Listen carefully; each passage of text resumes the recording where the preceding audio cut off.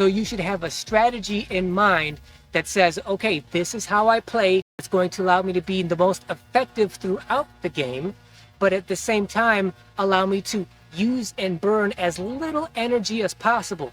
For example, a very obvious example of this is if it's the beginning of a game and there's a loose ball, you as the older player, you don't chase that loose ball. You don't run after it. I've been out here so many dozens of times with older players who they find themselves on the court with young players and they're self-conscious about being the older guy and they want to try to prove themselves to the younger players, that these strangers that don't know him.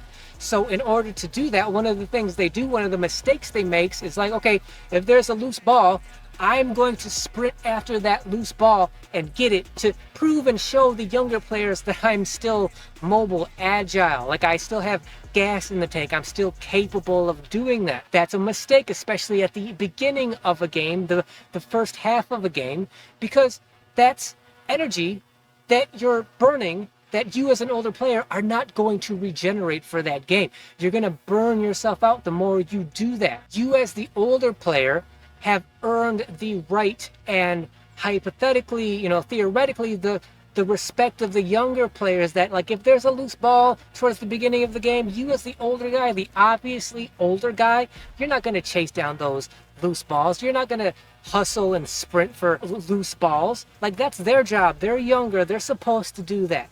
It's your job, your responsibility to keep yourself in good enough shape and condition to be able to perform physically at the end of hypothetically, theoretically close games, and so you can make the right decisions and have the energy to execute those decisions in those key moments. And by execute, I'm not talking necessarily about scoring, because you're the old guy. Like, you are probably not going to be as an effective scorer as your teammates who are younger and more physically able than you are.